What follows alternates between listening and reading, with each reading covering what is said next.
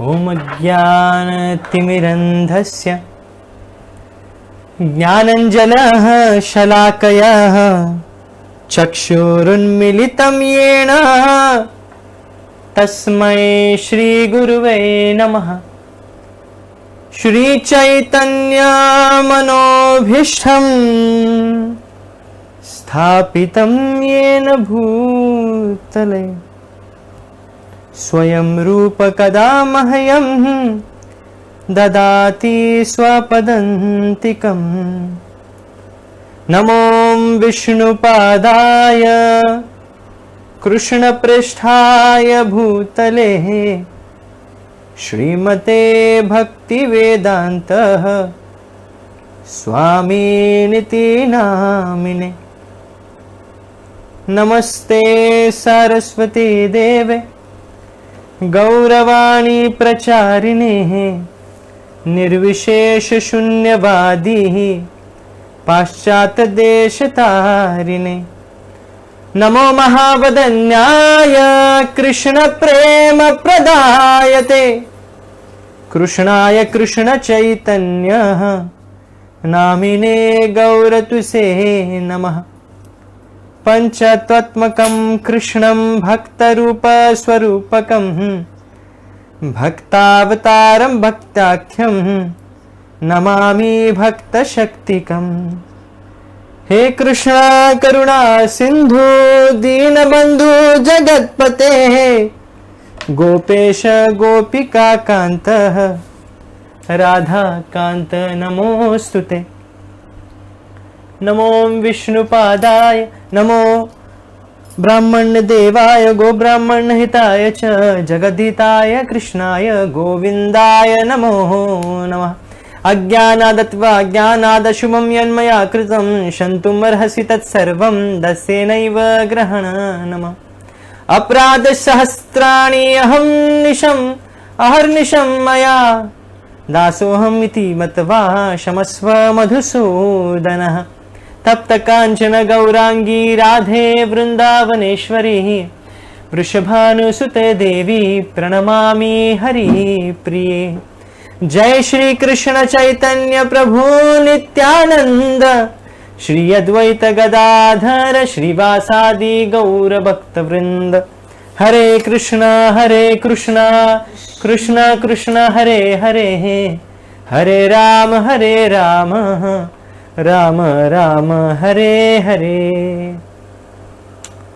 So welcome you all in the series of the second last series of उपदेश अमृत। तो उपदेश अमृत का ये 10वां श्लोक होगा आज का। तो पिछली बार हम लोग ने जो प्रयोजन की जो सीढ़ी थी कि सर्वप्रथम हमने देखा कि वैकुंठा जनितो वरा मधुपुरी तत्रापि रासो सवाद वृंदारण्य मुदार पाणी रमणा तत्रापि गोवर्धन इत्यादि। तो ये जो श्लोक के बाद का जो 10वां श्लोक है तो आज हम लेंगे। तो ऐसा श्लोक की जो रचना है बहुत ही सुंदर है। फिर से कर्मिभ्यः परितो हरेः प्रियतया व्यक्तिं ययुर्ज्ञानिनः तेभ्यः ज्ञान विमुक्त भक्ति परमः ते प्रेमैकनिष्ठस्तथा तेभ्यः ताः पशुपाल पंकज दृशः ताभ्योऽपि साराधिका पृष्ठा तद्वदीयं तदीय सरसी तां नाश्रयेत् कः कृति। कर्मिभ्यः परितो हरेः प्रियतया व्यक्तिं ययुर्ज्ञानिनः तेभ्यः ज्ञान विमुक्त भक्ति परमः प्रेमैकनिष्ठस्तथा तेभ्यस्ताः पशुपाल पंकज दृशः ताभ्योऽपि साराधिका पृष्ठा तद्वदीयं तदीय सरसी तां नाश्रयेत् कः कृति। तो इसका अनुवाद बहुत ही लंबा अनुवाद है।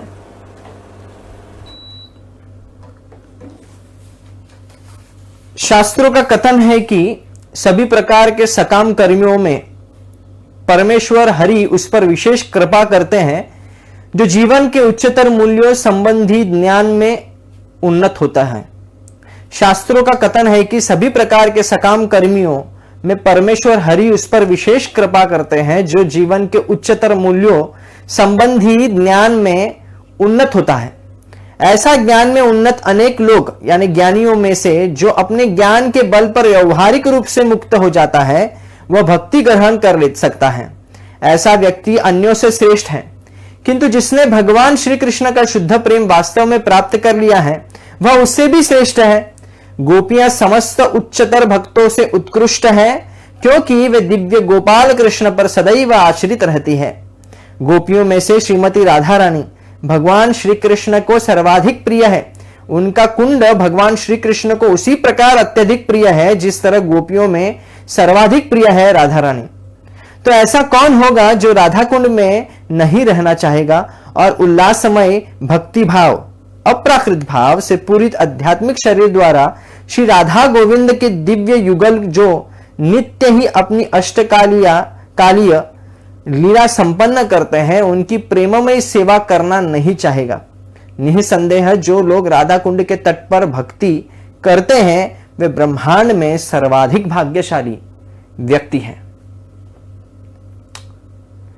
तो अनुवाद आप देखेंगे तो पोस्ट भी किया हुआ है चैट बॉक्स में, तो इंग्लिश में भी अनुवाद पोस्ट किया है तो आप उसको पढ़ सकते हैं। तो बहुत ही लंबा अनुवाद है तो समझने में शायद से थोड़ी सी मुश्किल लग सकता है किसी को। तो यहां पे आप देखेंगे एक हायरार्की है।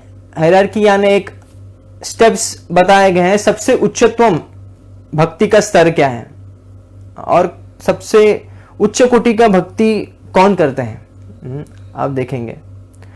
आराध्य भगवान व्रजेश तन्यस तद्धाम वृंदावनम रम्या क्वचित उपासना व्रज वधू वर्गेण या कल्पिता श्रीमद् भागवतम पुराणम अमलम प्रेम पुमार्थ महान श्री चैतन्य महाप्रभुर मतमिदम तत्रादर नः परः।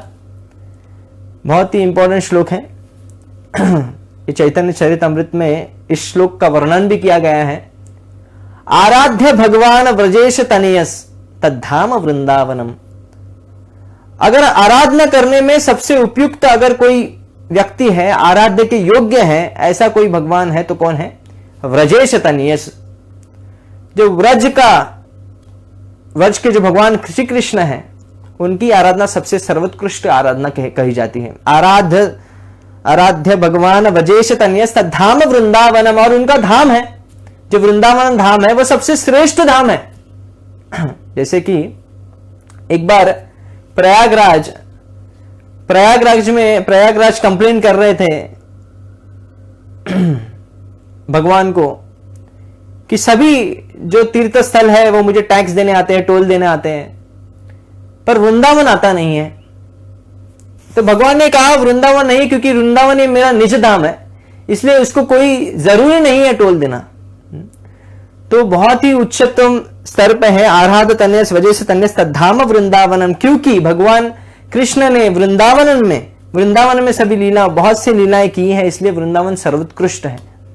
आराध भगवान वजेश तनयस तद्धाम वृंदावनम रम्य कचिद उपासना व्रजवधु। पर उनकी उपासना सबसे सर्वोत्कृष्ट उपासना किसने की है? उनकी रम्या कचिद उपासना व्रजवधु। व्रज की जो वधुएं हैं, व्रज की जो गोपियां हैं, उन्होंने सर्वोत्कृष्ट उपासना की है। जिस तरह वो उपासना कर सकती है और कोई भी कर नहीं सकता। एक बार नारद मुनि जी आकाश मार्ग से जो जा रहे थे तब वो देख रहे हैं कि एक गोपी फूट फूट कर रो रही है। तो जब रोते हुए गोपियों को उन्होंने सांत्वना देने की कोशिश की तो उन्होंने कहा क्या बात है, आप तो वृंदावन धाम से हैं और जहां पे भगवान कृष्ण लीलाएं करते हैं, तो आपको क्यों इतना दुख हो रहा है? तो गोपियां कह रही हैं कि मेरा मन नहीं लग रहा है घर के कामकाज में, सभी जो मेरे घर के जो संबंधी हैं वो सब मेरी निंदा कर रहे हैं, मेरा मन नहीं लग रहा है। हरदम मैं जितना कोशिश करती हूं भगवान कृष्ण को भुलाने के लिए कृष्ण को भुलाने के लिए जितना कोशिश करती हूं उतना मुझे उतने ही आतुरता से भगवान मुझे स्मरण आते हैं। तो ये जब कंप्लेंट सुनते हैं नारद मुनि तो आश्चर्यचकित हो जाते हैं कि जिन भगवान को ब्रह्मा आदि रुद्र दैवत सभी चाहते हैं कि उनका हमेशा स्मरण करें, सभी योगी उनके उपासना करने में लगे रहते हैं, कोशिश करते हैं कि कब हमको भगवान का स्मरण होगा स्वाभाविक तौर पे। यम ब्रह्मा वरुणेन्द्र रुद्र मरुतः स्तुन्वन्ति दिव्यैः स्तैर्यैः वेदैः सांगपद क्रमं वनिषदैः गायन्ति यमसामगः ध्यानावस्थित तद्गतेन मनसा पश्यन्ति यमयोगिनः यस्यन्तं न मे विदुः सुरसुरगणाः देवाय तस्मै नमः। यम ब्रह्मा वरुणेन्द्र रुद्र मरुतः स्तुन्वन्ति, 33 कोटि देवी देवताएं भगवान के इर्द गिर्द लाइन लगा के बैठे हैं कि वो कभी हमारे प्रार्थनाओं को सुने। गरुड़ देवता, सभी वायु देवता, इंद्र देवता, सभी देवता क्या कर रहे हैं? नमन कर रहे हैं। यम ब्रह्मा वरुणेन्द्र रुद्र मरुत दिव्य स्तुन्वन्ति दिव्यैः स्तवैर्, और दिव्य काव्यों का उल्लेख करके भगवान की स्तुति कर रहे हैं, सामवेद के श्लोकों को गा रहे हैं। दिव्यंति वेदैः सांगपद क्रमोपनिषदैर् गायन्ति यम सामगः ध्यानावस्थित तद्गतेन मनसा। जो योगी भी उन जिन पर ध्यान करते हैं, सभी योगी जो जितने भी योगी जो ऐश्वर्य की प्राप्ति भगवान के आशीर्वाद से होती है, आशीष से होती है, ऐसे भगवान को योगियों भी उनका ध्यान करते हैं। स्तुन्वन्ति दिव्य से ध्यानावस्थित तद्गतेन मनसा पश्यन्ति यम योगिनः यस्यांतं न मे विदुः सुरासुरगणा देवाय तस्मै नमः। सूर हो या असुर हो, सभी उनसे आकृष्ट होते हैं, सभी उनके मदद चाहते हैं। तो ऐसे भगवान को स्मरण करने के लिए सभी ललायित है। तो गोपी का भाव है कि वो भूल नहीं पा रहे हैं। तो इतना कृष्ण चेतना, इतना कृष्ण भावना में, भावामृत में है वो। तो इसलिए रम्या कचिद उपासना वजवधु वर्गेन य कल्पिता, इसलिए सर्वोत्कृष्ट उपासना अगर किसी ने की है तो वह है गोपियां, उनसे कोई श्रेष्ठ नहीं। इसलिए महाप्रभु कहते हैं नाहम विप्र न च नरपतिर नावनस्थो यतिरवा नाहम वैश्यो नाहम वर्णि न च गृहपतिर नापि वैश्यो न शूद्रो किंतु प्रज्ञा निखिलेषु पूर्णामृताब्धेर गोपी भरतु पद कमलयोर दास दासानुदास। तो महाप्रभु अपनी पहचान दिखाते हैं कि मुझे पसंद नहीं है कोई मुझे सन्यासी कहे, मुझे ये पसंद नहीं कि कोई मुझे ब्राह्मण कहे। मैं इससे अपने आप को कभी भी, ये मेरी आइडेंटिटी है ही नहीं। अगर मेरी कोई आइडेंटिटी है, मेरी कोई पहचान है तो ये ही है गोपी भरतु पद कमलयोर दास दासानुदास। जो गोपियों के पद चिन्हों पे जो चलने वाले जो आचार्य गण है, जो भक्त है, जो मंजरी है, उनका मैं दास दासानुदास हूं। तो इसलिए महाप्रभु के मतरिदम दास, इसलिए कहते हैं आराध्य भगवान वजेश तनियस तद्धाम वृंदावनम। भगवान विष्णु सर्वोपरि है, आराधना में सबसे योग्य है भगवान कृष्ण, और उनका धाम उतना ही योग्य है, पूजनीय है, और उनकी उपासना सर्वोत्कृष्ट अगर किसी ने की है तो वो गोपियां हैं।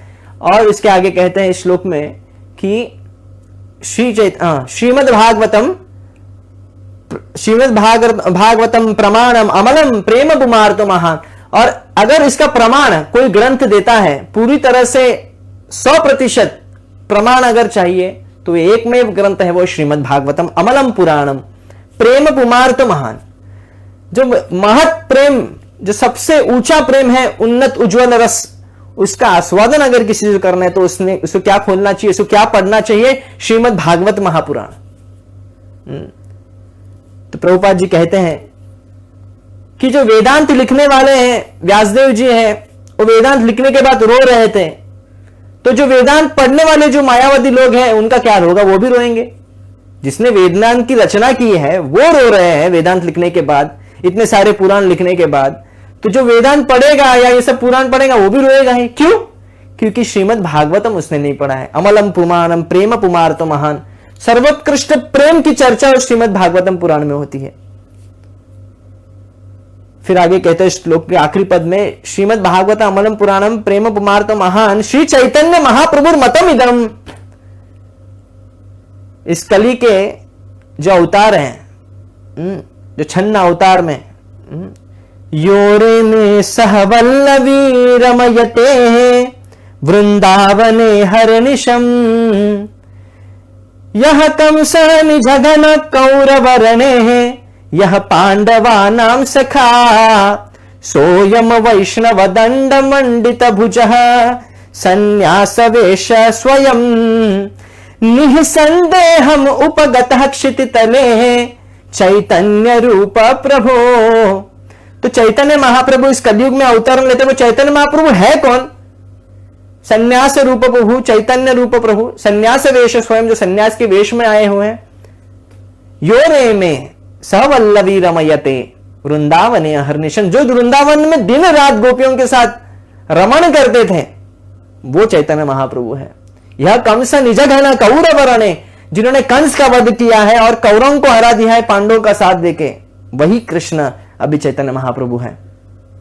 तो श्री चैतन्य महाप्रभु मतम इदम, तो ऐसे श्री चैतन्य महाप्रभु जो पूर्ण पुरुषोत्तम भगवान श्री कृष्ण है, उनका मत है।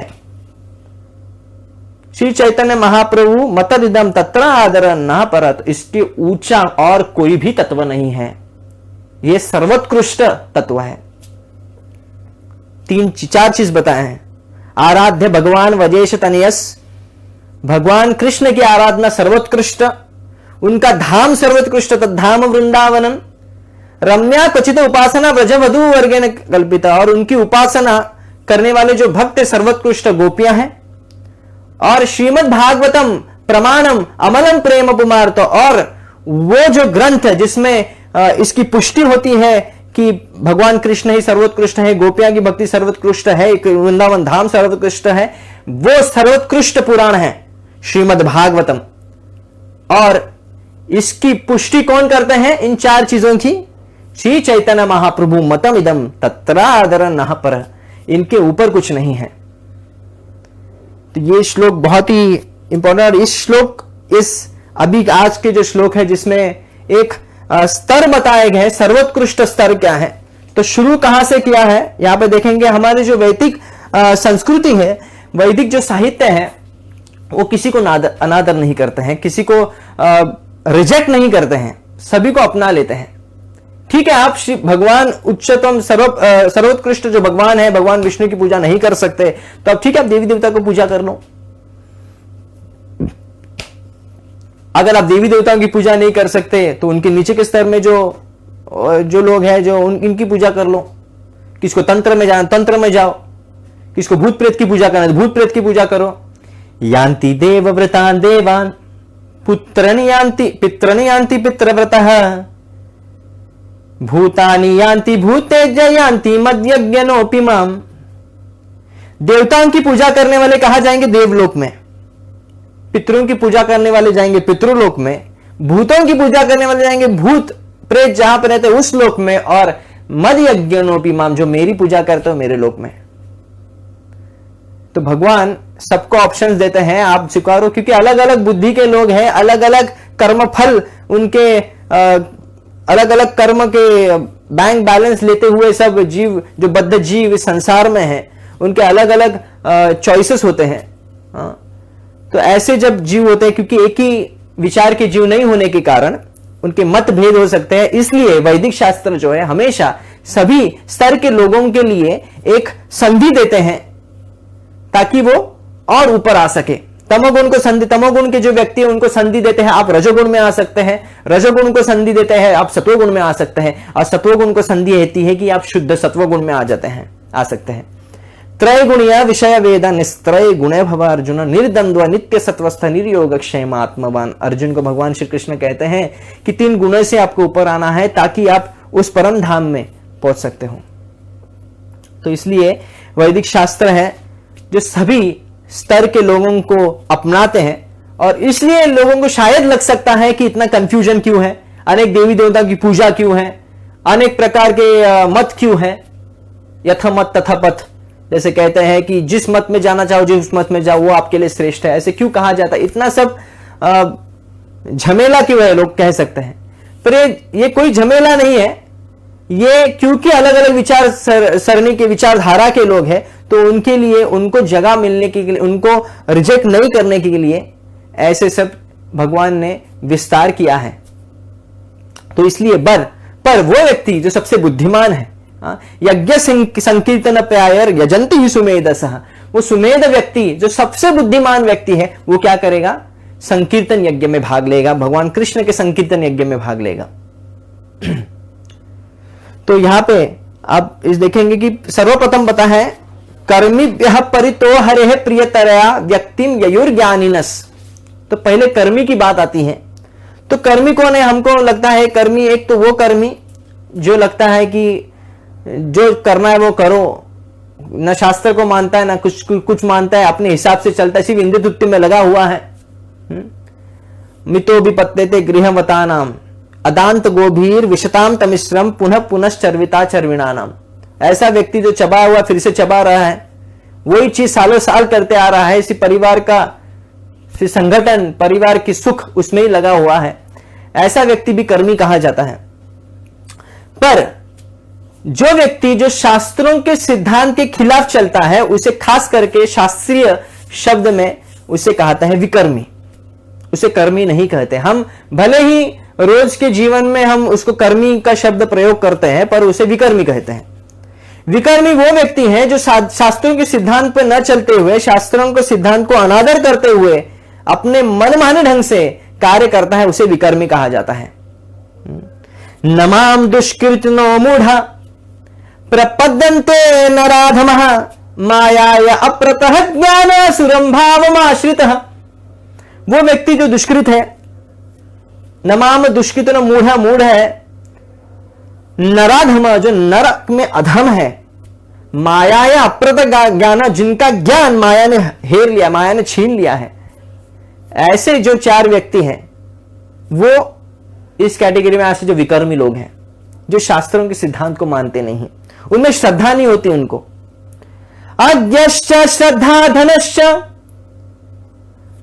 अज्ञश्च श्रद्धा धनश्च नायम लोकस्ति न पर न सुखम न संशयात्मनः। भगवद गीता में ये श्लोक और भगवान कहते हैं कि अज्ञश्च श्रद्धा धनश्च, अज्ञश्च श्रद्धा धनश्च संशयात्मन विनश्यति। जो अज्ञान है, जिसको शास्त्र का ज्ञान लेने की जरा भी कोशिश नहीं करता, बहुत आलसी है और श्रद्धा नहीं है, ऐसा व्यक्ति संशय करता है ऊपर से। हर भगवान क्या है, भगवान मैं कैसे मानूं भगवान श्री कृष्ण है, मैं कैसे मानूं शास्त्र के सिद्धांत सच है। तो वो व्यक्ति का क्या होता है? नायम लोक न सुखम न संशयात्मनः नायम लोकस्ति न परः।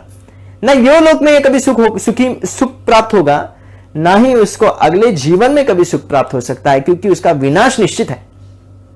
और उसके विपरीत जो श्रद्धा रखता है शास्त्रों पे, श्रद्धावान लभते ज्ञानम तत्पर संयते इंद्रियः आत्मलब्धम परम कृत्वा, श्रद्धावान लभते ज्ञानम तत्पर संयते इंद्रियः आत्मलब्धा परम शांतिम अचिरेणाधिगच्छति। जो श्रद्धावान है, लभते ज्ञानम, उसको ही असली ज्ञान प्राप्त हो सकता है, क्योंकि जो शास्त्र ज्ञान है, शास्त्र चक्षु चाहिए उसके लिए आप सिर्फ दिमाग खर्च करेंगे तो शास्त्र कभी समझ में नहीं आ सकता। श्रद्धा होनी बहुत जरूरी है। श्रद्धावान लभते ज्ञानम तत्पर संयतेन्द्रियः, अपने मन और इंद्रियों को बस करना, वाचो वेगम मनसा क्रोध वेगम जिह्वा वेगम उदारपस्थ वेगम, ये सब वेगों को बस में जो करता है और साथ में श्रद्धा रखता है, तत्पर संयतेन्द्रियः ज्ञानम लब्धा। तो जब ऐसा ज्ञान, तो सही ज्ञान को प्राप्त करने के बाद पराम शांति, उसे परम शांति की अनुभूति होती है, अचिरेण आदि गच्छति, और ज्यादा समय नहीं लगता उसको भगवत धाम प्रवेश करने के लिए। ये भगवान कहते हैं, भगवान श्री कृष्ण अर्जुन को कह रहे हैं। तो इसलिए वो व्यक्ति विकर्मी है जिसको शास्त्र में जरा भी विश्वास नहीं है। वो व्यक्ति विकर्मी है जो शास्त्रों का अनादर करके जैसे मन मानो ढंग से कार्य कर रहा है, इंद्रिय तृप्ति में लगा हुआ है। गृह व्रता नाम, जिसने गृह में व्रत लिया है। यन मैथुनादि गृह में सुखम हि तुच्छम कंडूयनेन करयोरिव दुःख दुःखम तृप्यन्ति नेह कृपणा बहु दुःख भाज कंडूति वन्मनसी च विषहेत धीरः।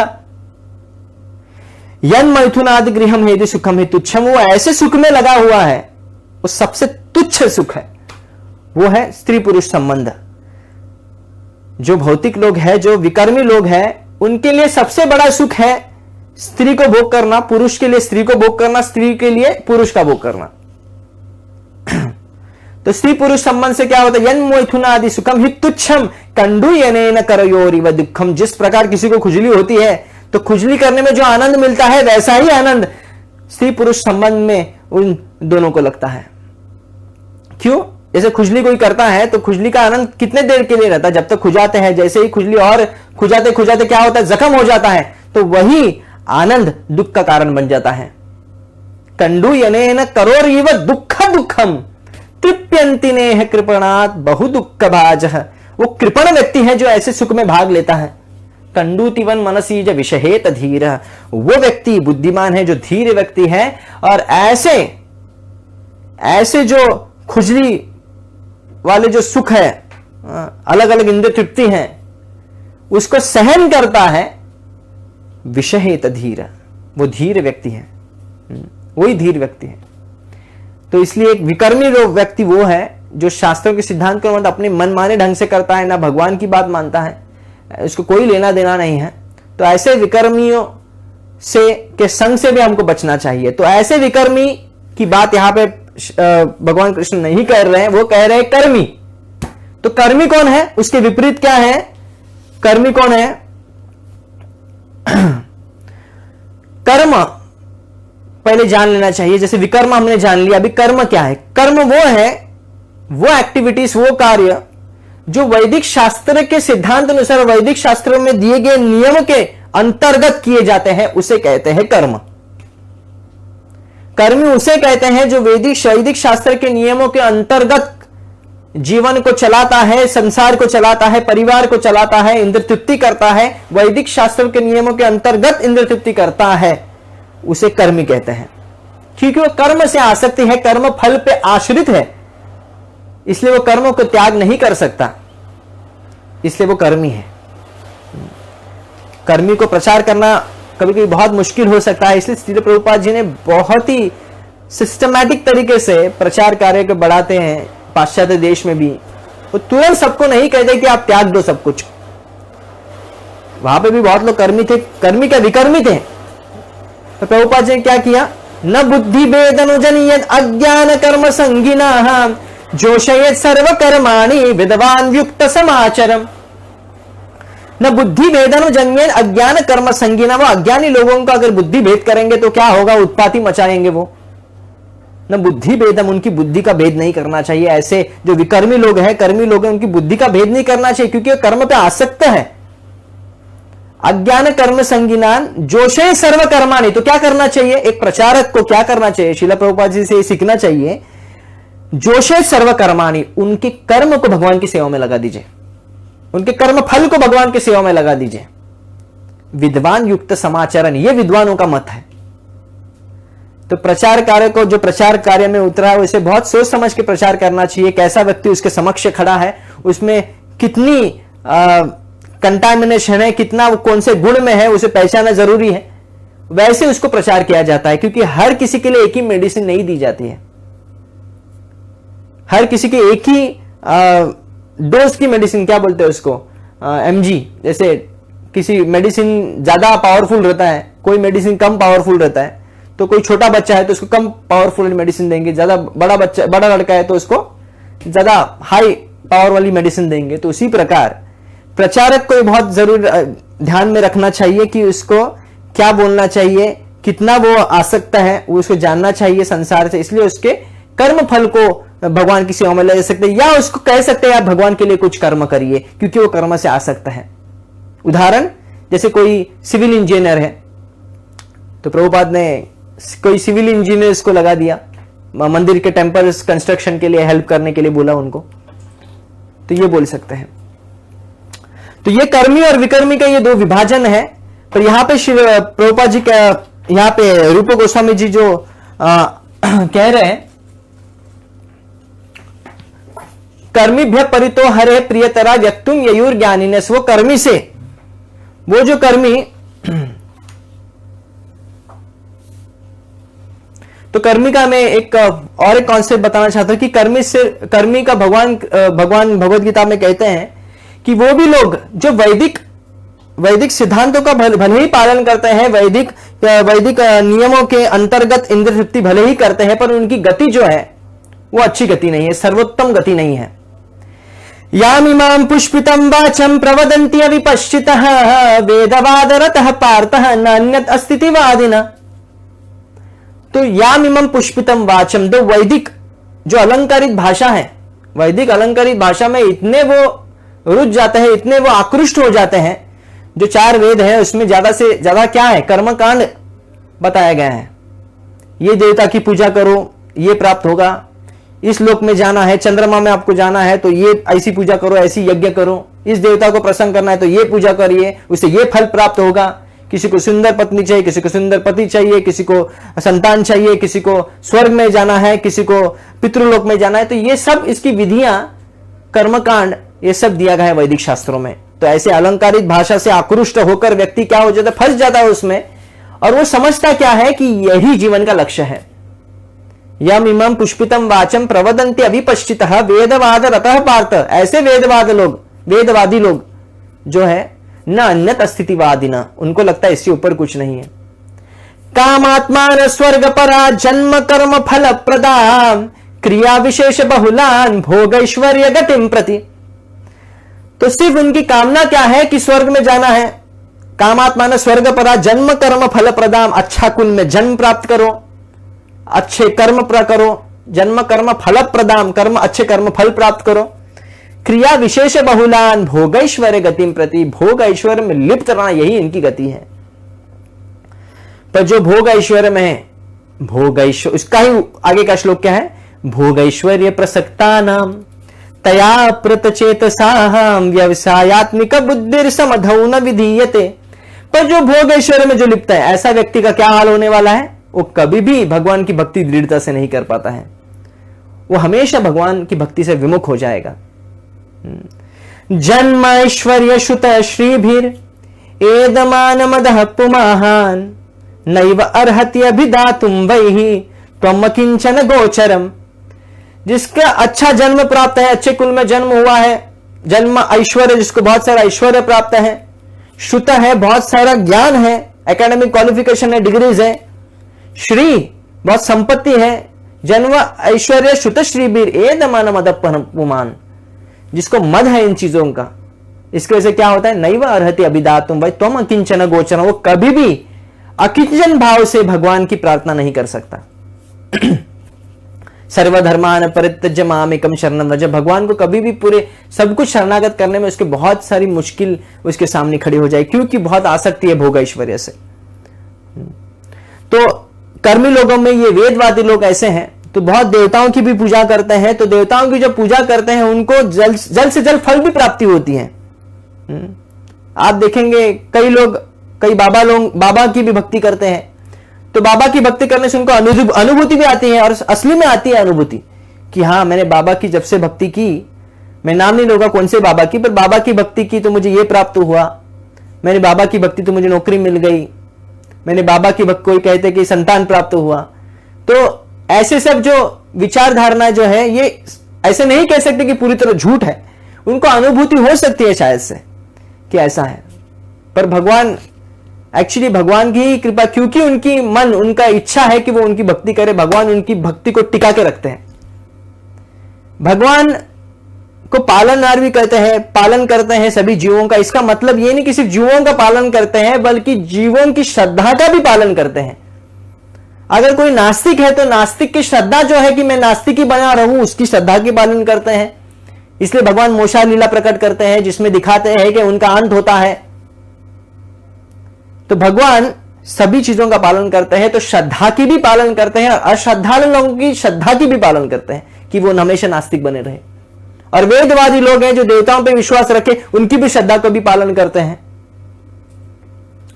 तो यहां पे भगवान कहते हैं योपि अन्य देवता भक्ता, यो यो याम याम तनुम भक्ता श्रद्धार्चितुम इच्छति तेपि मामेव कौन्तेय, कि भगवान यहां पे कहते हैं कि यो यो याम श्रद्धाम, कि जैसी जैसी व्यक्ति को श्रद्धा रखना है जिस देवता पर या जिस व्यक्ति पर, तेपि मामेव कौन्तेय, वो मेरे बल पे ही रख रहा है वो श्रद्धा, मैं इसको रखने दे रहा हूं इसलिए वो रख पा रहा है। तो इसलिए कोई बाबा की पूजा तो उनको अनुभूति होती है। और कोई जो देवता लोग हैं, कोई देवता लोगों की पूजा करते हैं, इंद्र चंद्र वरुण, कभी गणेश जी की पूजा करते हैं, कभी देवी माँ की पूजा करते हैं। तो देवी माँ की पूजा करने के उनको वैसे ऐसे फल प्राप्त होते हैं। काम स्तरत ज्ञान प्रपदन्त्यन्न देवता तम तम नियमास्ताय प्रकृति नियता स्वया। जैसी जैसी कामना है वो लोग वैसे वैसे देवताओं की पूजा करते हैं, वो विधि पालन करके। तो उनका गति क्या होता है? यान्ति देवा व्रता देवान, उनको देवता लोग प्राप्त होते हैं। पर इसमें प्रॉब्लम क्या है? देवता के लोक में जाने का प्रॉब्लम क्या है? आप ब्रह्मा भुवना लोक पुनरावर्तिन अर्जुन, अगर आप ब्रह्मा लोक तक भी जाइए पर फिर भी आपको फिर से भूतल पे आना पड़ेगा। तो ये इसमें सबसे बड़ी खामी है, सबसे बड़े में त्रुटि है कि आप अनंत काल तक कोई भी देवता के धाम में नहीं रह सकते। क्यों? क्योंकि देवता भी अनंत नहीं है, देवताओं को भी मरना है एक दिन। इस सृष्टि नष्ट होते वक्त इन देवताओं को भी भस्म करते हैं भगवान सब, जब महाप्रलय आता है तभी। इसलिए भगवान भगवद गीता में फिर से कहते हैं, ते त्वं भुक्त्वा स्वर्गलोक विशालम क्षिणे पुण्य मर्तलोकम विशन्ति एवं त्रय धर्मा अनुप्रपन्ना गतागतम काम कामा लभन्ते। जिनके बहुत सारे कामना है, वो इस लोक में जाना चाहते हैं, उस लोक में जाना चाहते हैं, पर एक चीज जरूर याद रखना चाहिए कि ते त्वं भुक्ता, भोग करने के बाद, आपका बैंक बैलेंस खत्म होने के बाद होटल वाला, लॉज वाला आपको बाहर निकालेगा लॉज से। उसी प्रकार देवलोक में भी आप क्यों ना हो, पर आपका ते त्वं भुक्ता, आपका जो बैंक बैलेंस है पुण्य का, वो खत्म होने के बाद क्या होगा? स्वर्ग लोकम विशालम क्षीणे पुण्य, पुण्य क्षीण होने के बाद मर्त्य लोकम विशन्ति, मृत्यु लोक में आना पड़ेगा।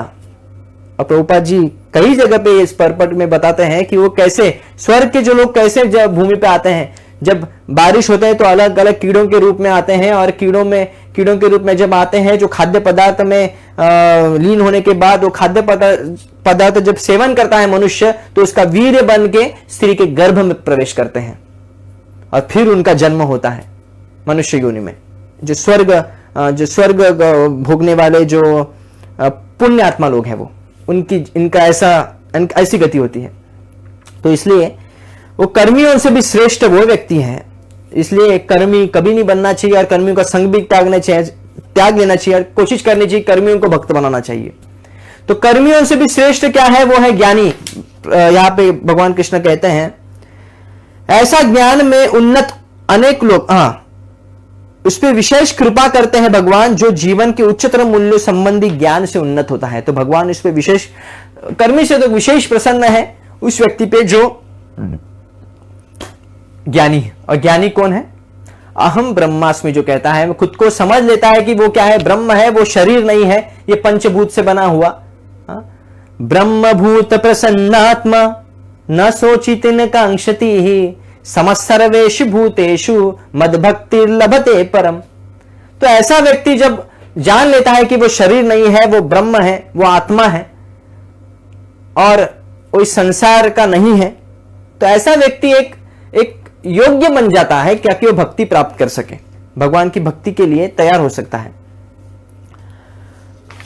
पर जो व्यक्ति कौन ज्ञानी बनते हैं? जब वो असलियत को जानते हैं, इस संसार में कितनी कुटिलता है, इस संसार में कैसे दुख ही दुख है। जैसे भगवान कहते हैं, दुखालयम अशाश्वतम नापनुंति महात्मा। जो महात्मा व्यक्ति है इस दुखमय संसार में कभी भाग नहीं लेते हैं। तो ऐसे दुखमय संसार में से वो बाहर निकलने के वो क्या करते हैं? वो ज्ञान का पथ स्वीकारते हैं, जिससे वो खुद मेहनत करते हैं, शास्त्रों के ग्रंथ को खुद परखते हैं कि क्या कुछ ऐसा है इस संसार के अलावा, ये देवी देवता, ये स्वर्ग लोग, इसके अलावा भी कुछ है जीवन में। तभी जब वेदांत सूत्र का जब पहला सूत्र है, अथा तो ब्रह्म जिज्ञासा, अभी तुम सही कर रहे हो, ब्रह्म जिज्ञासा के पद पे आए हो, अभी तुमको ब्रह्म जिज्ञासा करना चाहिए। मनुष्य जीवन उसके लिए मिला है, धर्म संग्रह के लिए मिला हुआ है। सामान्य एताद पशुभी नराणाम धर्म ही तेषाम अधिक विशेषाम धर्मे नहीं ना पशुभी समान। कि मनुष्य और पशु में यही अंतर है कि मनुष्य धर्म को संग्रह कर सकता है, पशु नहीं कर सकता है। अगर वो नहीं अंतर है तो वो पशु के समान ही है। तो इसलिए जो ब्रह्म जो जान लेता है कि वो आत्मा है, आत्मा का साक्षात्कार की अनुभूति होती है उसको, ऐसे व्यक्ति को ज्ञानी कहा जाता है, वो उसमें कोई संदेह नहीं कि वो ज्ञानी जो व्यक्ति है वो कर्मी और विकर्मी से श्रेष्ठ ही है। सबसे ज्यादा लोग इस संसार में पाएंगे आप विकर्मी लोग, उससे कम है कर्मी और उससे कम है ज्ञानी। जैसे भगवान कृष्ण कहते हैं, और जो भक्त, तो ये ज्ञानी है जो ज्ञान के बल पे ये खुद मेहनत करता है। जिस पर एक उदाहरण दिया जाता है कि जैसे एक बंदर का बच्चा है, वो क्या करता है, बंदर का जो बछड़ा है वो बंदर को कसके, बंदर की जो बंदर माँ बंदर है उसको कसके पकड़ा हुआ होता है। और कभी कभी क्या होता है, जब यहां से उस पेड़ से उड़ी जब मारते हैं तभी कभी कभी बच्चा गिर भी जाता है। तो ये ज्ञानियों का पथ है जिसमें उनको खुद कोशिश करनी पड़ती है, खुद को इंद्रियों पर संयम रखना पड़ता है, जो बहुत ही जटिल मार्ग है। क्लेश अधिकतरस्तेषाम अव्यक्ता सतचेतसाः अव्यक्त ही गतिर दुखम देहवादि विरवाप्यते। उसमें बहुत क्लेशी क्लेश है। जो व्यक्ति ब्रह्म ज्योति में लीन होना चाहते हैं, ऐसा ज्ञानी के लिए क्लेशी क्लेश है, क्योंकि वो मार्ग, उस पथ पे जो प्रोसेस जो वो अपना रहा है, जो यम नियम जो पालन कर रहा है, वो बहुत क्लेशदायी है। और प्राप्त होने के बाद कोई गारंटी नहीं है कि वो कितने काल तक वहां पर रहे, इस ब्रह्म ज्योति में लीन रहे। दो प्रकार के ज्ञानी लोग कहा जा सकते हैं, एक है ब्रह्मवादी और एक मायावादी। ब्रह्मवादी वो है जो ब्रह्म में चिंतन करना चाहते हैं, भगवान की ज्योति में लीन होना चाहते हैं। कभी कभी भगवान के तेज में लीन होना चाहते हैं। पर मायावादी वो है जो ब्रह्म ज्योति में तो लीन होना चाहते हैं, पर वो ये भी कहते हैं कि ये संसार सब झूठा है, अहम ब्रह्मास्मि, क्या बोलते हैं इसको, संसार, ब्रह्म सत्य जगत मिथ्या। ये उनका बहुत ही बोलते हैं ना, सबसे इंपॉर्टेंट लाइन है कि ब्रह्म सत्यम जगत मिथ्या और ब्रह्म वो मैं हूं। वो क्या बोलते हैं, सोहम। सोहम मतलब वो जो ब्रह्म वो मैं हूं। तो ब्रह्म, ये जो ब्रह्मवादी की ब्रह्म जो ज्योति में लीन होने की भावना तो उनके पास होती है, मायावादियों के पास, पर साथ में क्या करते हैं, वो भगवान कृष्ण के शरीर को वो कहते हैं कि वो सामान्य शरीर है, वो भौतिक है। भगवान कृष्ण को आध्यात्मिक नहीं मानते, भगवान कृष्ण को भगवान नहीं मानते, भगवान कृष्ण की निंदा भी कर लेते हैं। निंदा यानी वो कहते हैं कि भगवान को कोई परम ब्रह्म को कोई शरीर नहीं है, उनका कोई अव्यय नहीं है, वो ये कहते हैं। तो इसलिए महाप्रभु जी कहते हैं कि मायावादी भाष्य से हरि सर्वनाश। और मायावादियों का बहुत ही रेयर चांसेस है कि वो भक्ति में आए, क्योंकि उनका सर्वनाश निश्चित है। मायावाद एक ऐसा विष है, अगर उसको कोई ग्रहण कर लेता है, कौन नहीं चाहेगा, क्योंकि जीव की यह अंदरूनी इच्छा है कि वो भगवान बने। और जब ऐसी इच्छा की पूर्ति वैदिक शास्त्र द्वारा पुष्टि की जाए तो कौन नहीं चाहेगा, कौन चाहेगा दास बनने के लिए। पर व्यक्ति को समझना चाहिए कि वो स्वयं हर 3 गुणों से बंधा हुआ है। ये कौन सा भगवान है जो अपने ही शक्ति से बंधा हुआ है, अपनी शक्ति में ही दुख भोग रहा है। ऐसा कैसा भगवान है जो माया में गिर जाता है। तो मायावादी लोगों का सिद्धांत बहुत ही खतरनाक है। इससे महाप्रभु आगाह करते हैं कि कभी भी उनके मायावादी सिद्धांत, मायावादी सन्यासियों से कभी भी संग नहीं लेना चाहिए, मायावादी लोगों से कभी संग नहीं लेना चाहिए। तो एक तरफ ब्रह्मवादी है, जैसे 4 कुमार ब्रह्मवादी थे, पहले भगवान की ब्रह्म ज्योति से आकर्षित थे, पर जब वो भगवान के चरण कमल के जो अर्पित तुलसी मंजरी के गंध को से आकृष्ट हो जाते हैं, तभी वो भगवान की भक्ति करना शुरू कर देते हैं। तो ऐसे बहुत सारे कुछ उदाहरण शास्त्र में पाए गए जो ब्रह्मवादी लोग भगवान से भी आकर्षित होते हैं। इसलिए कुंती महारानी की प्रार्थना में कहा जाता है, नमो किंचन वृत्ताय निवृत्त गुण वृत्तये आत्मरामाय शांताय कैवल्य पतये नमः। नमो अकिंचन वृत्ताय निवृत्त गुण वृत्तये आत्मरामाय शांताय कैवल्य पतये नमः। जो कैवल्य पाने की जो इच्छा भी करते हैं, कैवल्य यानी मुक्ति पाने की, ब्रह्म ज्योति में लीन होने के लिए इच्छा करते हैं, आत्मरामाय, वैसे आत्मरामी जो लोग हैं, ब्रह्मवादी जो लोग हैं, उनके भी स्वामी आप ही है। आत्मरामाय शांताय कैवल्य पतये नमो नमः। आप ही है कैवल्यपति। इनको कैवल्य प्रदान करने के लिए, इनको मुक्ति प्रदान करने वाले आप ही है। मुक्ति प्रदाता विष्णु में एवं, मुक्ति प्रदान करने वाला सिर्फ विष्णु है, भगवान कृष्ण है। तो ज्ञानी के ये भेद है, ज्ञानी ब्रह्मवादी होते हैं, मायावादी होते हैं। तो ये गानियों में आते हैं, खुद मेहनत करते हैं, बहुत शास्त्र ढोते हैं, पर कभी कभी इतना प्रॉब्लम होता है कि वो लक्ष्य तक नहीं पहुंच सकते। आराधते भगवान विष्णु आराधत यदि हरि तपसा तथा किम, नाराधित यदि हरि तपसा तथा किम, अंतर्बाहिर यदि हरि तपसा तथा किम, बहिरंत यदि हरि तपसा तथा किम। कि अगर भगवान विष्णु की, हरि की आराधना होती है तो क्यों तपस्या कर रहे हो? आराधित यदि हरि तपसा तथा किम, क्यों तपस्या की जरूरत है? नाराधिता यदि हरि, अगर भगवान हरि की आराधना नहीं कर रहे हो आप, तो क्या तपस्या का मूल है? वो तपस्या बेकार कर रहे हो। अंतर बहिष यदि रही, अगर अंतर में हरि है, अंतर बहि यदि हरि है, आपको ये समझ में आता है तपस्या तथा किम, तो आप क्यों तपस्या कर रहे हो? और बहिरंत न अंतर बहिष यदि हरि, आपको लग रहा नहीं है कि भगवान सब जगह व्यापी है, सर्वव्यापी है, मेरे अंतर में भी है, सब जगह स्थित है, ये पता नहीं है, तो आपकी शास्त्र पढ़ना सब कुछ व्यर्थ गया। बहुशास्त्र बहुवाक्य चित्ते भ्रम हया, साध्य साधना श्रेष्ठ नाहय निश्चय।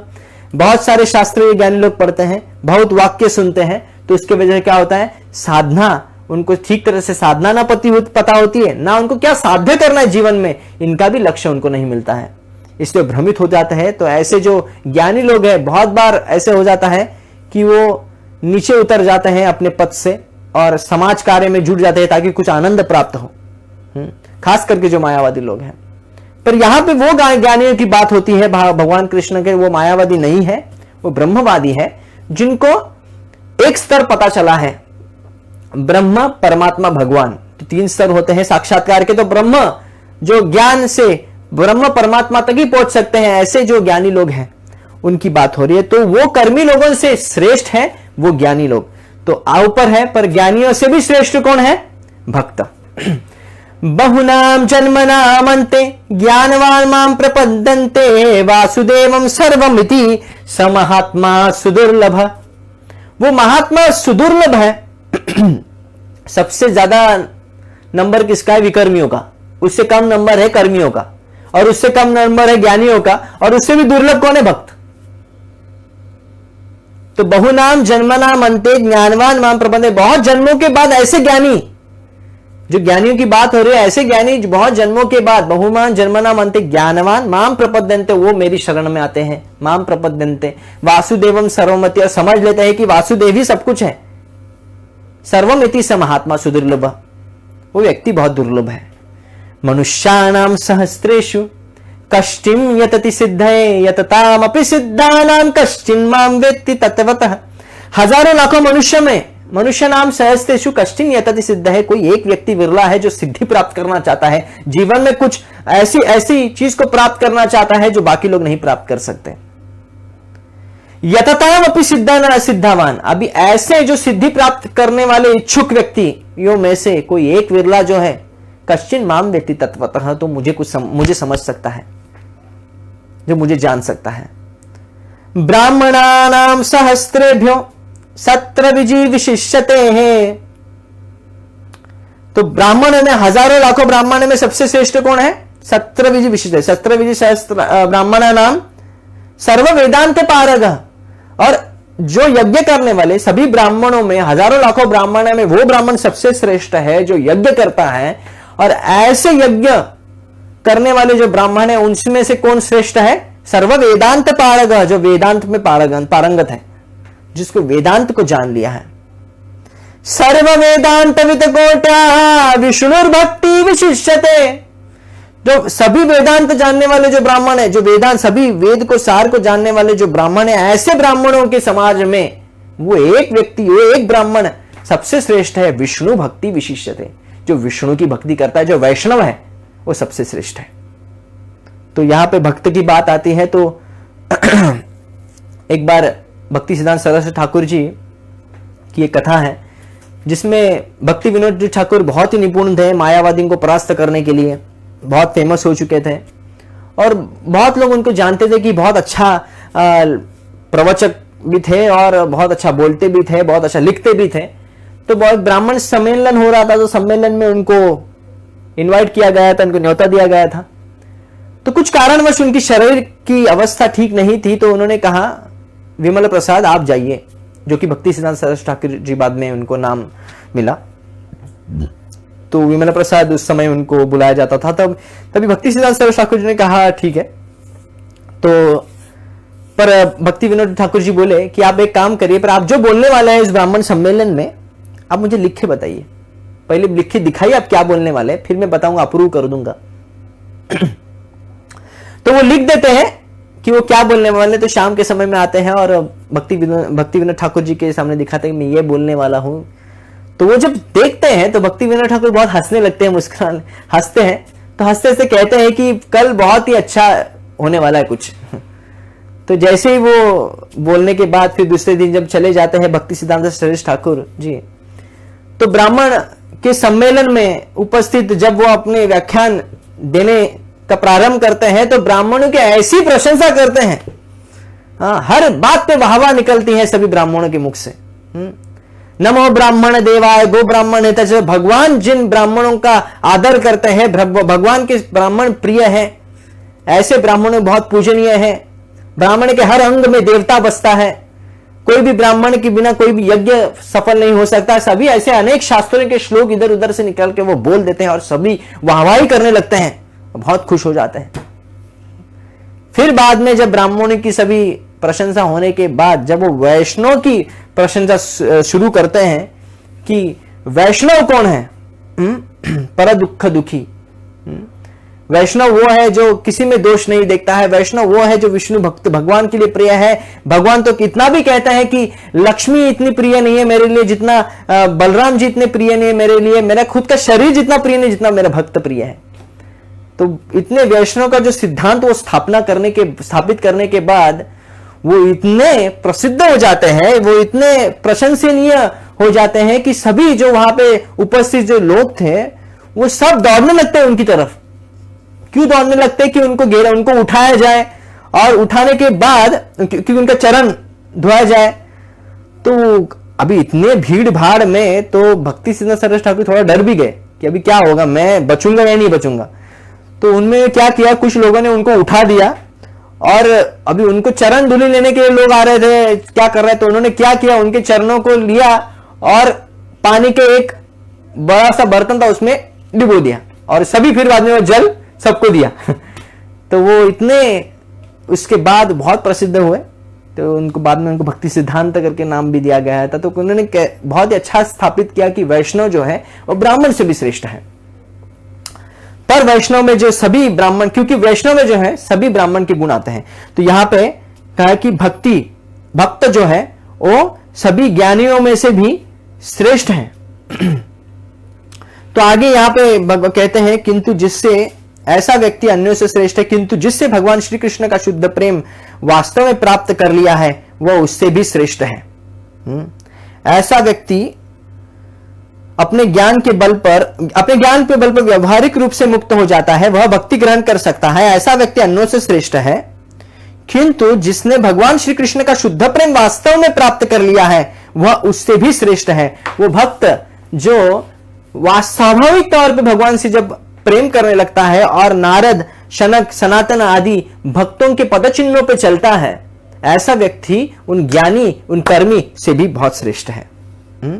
और सभी भक्तों में कौन श्रेष्ठ है यहां पे लिखते हैं, तेभ्यस्तः पशुपाल पंकज दृश्यस्ताभ्योपि साराधिकः, कि पशुपाल पंकज दृश्य जो कि गोपियां हैं, तो गोपियां सभी भक्तों में श्रेष्ठ है कहा गया यहां पे। गोपियां समस्त उच्चतर भक्तों से उत्कृष्ट है क्योंकि वे दिव्य गोपाल कृष्ण पर सदैव आश्रित रहती हैं। तो यहां पे क्यों गोपियां श्रेष्ठ हैं, क्योंकि गोपियां का जो प्रेम है भगवान कृष्ण के लिए अनन्य भाव से है, उसमें कोई अन्य भाव नहीं, उसमें एक ही भाव है कि भगवान कृष्ण को तुष्ट करना, यही भाव है, इसमें और कोई भाव नहीं है और कोई मिश्र नहीं है। और सभी शास्त्रों में, खास करके भागवत शास्त्र में इस गोपी प्रेम का बहुत प्रशंसा की गई है। और इसमें गोपियों में से आगे कहते हैं तेभ्यस्ता पशुपाल पंकज ताभ्योपि सा राधिका, और इन गोपियों में भी श्रेष्ठ कौन है, श्रीमती राधा रानी। गोपियों में से श्रीमती राधा रानी भगवान श्री कृष्ण को सर्वाधिक प्रिय है, यहां पे कहते हैं। तो खास करके इनकी सेवा में एक देखा जाएगा एक अनोखा भाव है जो कि विप्रलंब भाव है। जैसे कि मैंने पहले प्रथम श्लोक में जब कहा था शुरू प्रारंभ में ही कि आराध्य भगवान वजेश तन्य सद्धाम वृंदावनम रम्या कचित व्रजवधु उपासना व्रजवधु वर्गे ने यह कल्पित। सबसे उत्कृष्ट अगर कोई उपासना कोई करते हैं वो है व्रज की गोपियां।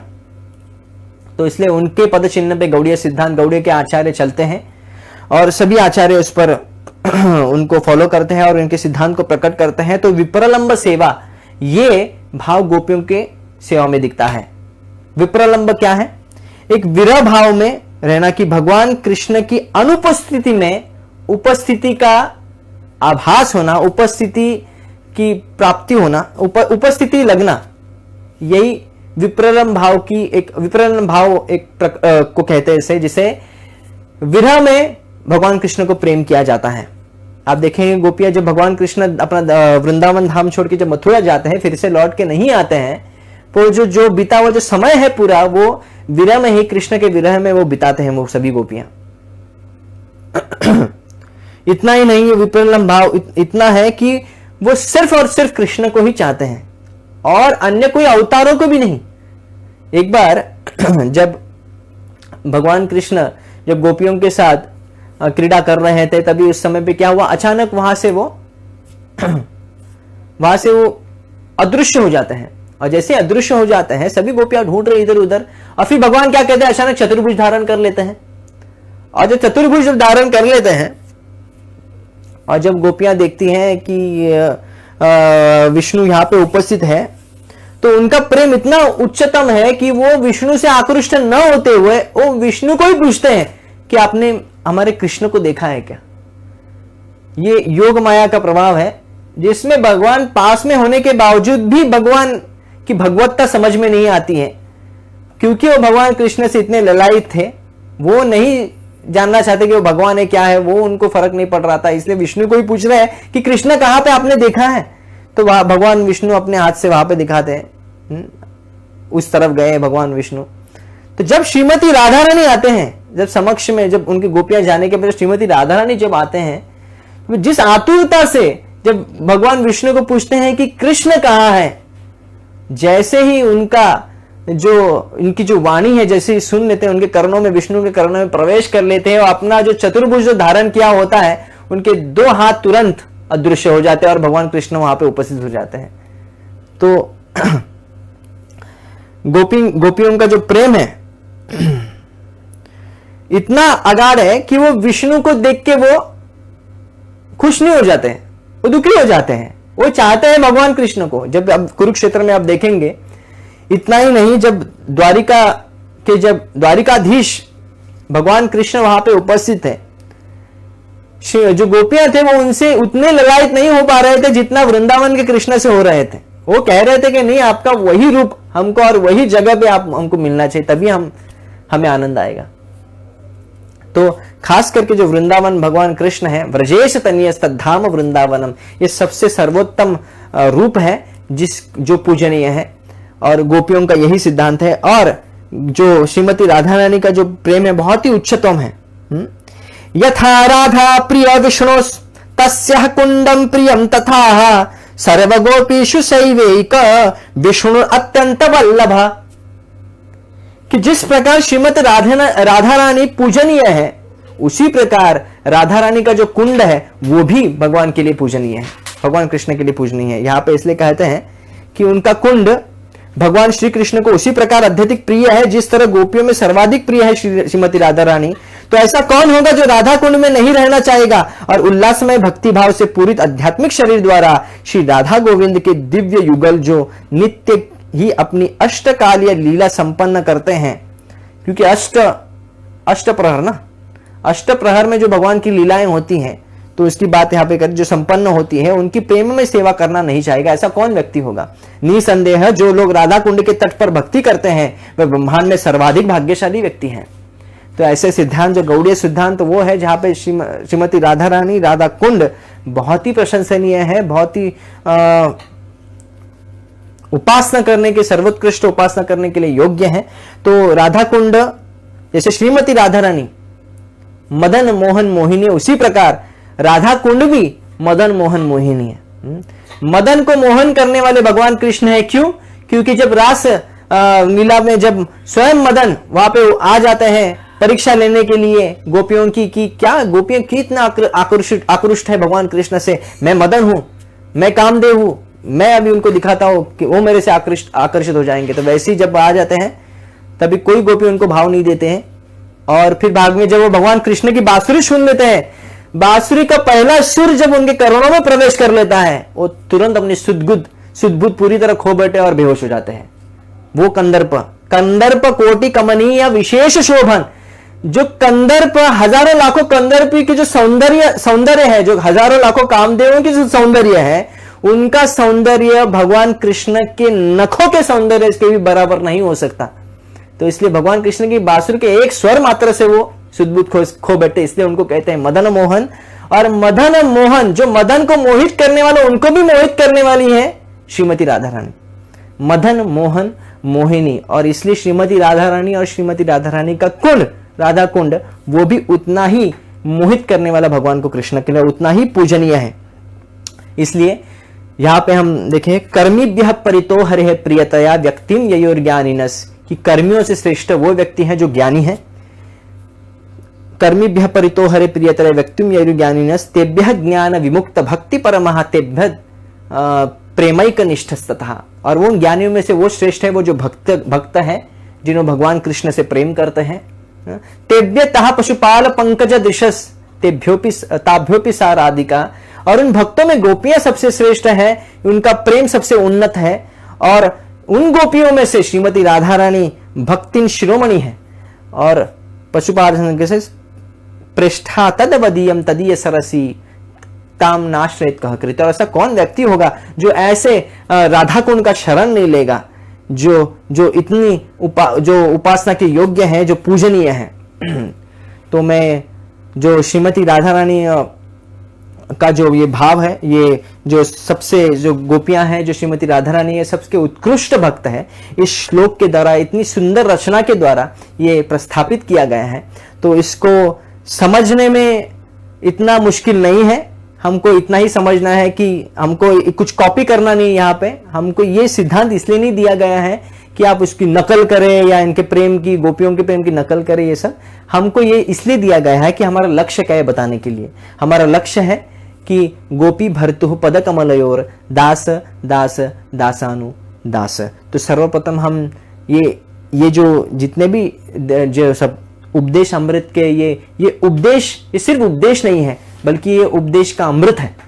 तो इसको अमृत समझना चाहिए। और बाकी सब जो उपदेश है, जो पहले जो वाचो वेगम से लेकर जो उपदेश हैं, जो 5, 6, 7, 8 श्लोक तक, वो हमको कठोरता से जब पालन करते हैं, उसको जो पूर्ति करते हैं, तभी इस अमृत को हम ग्रहण कर सकते हैं।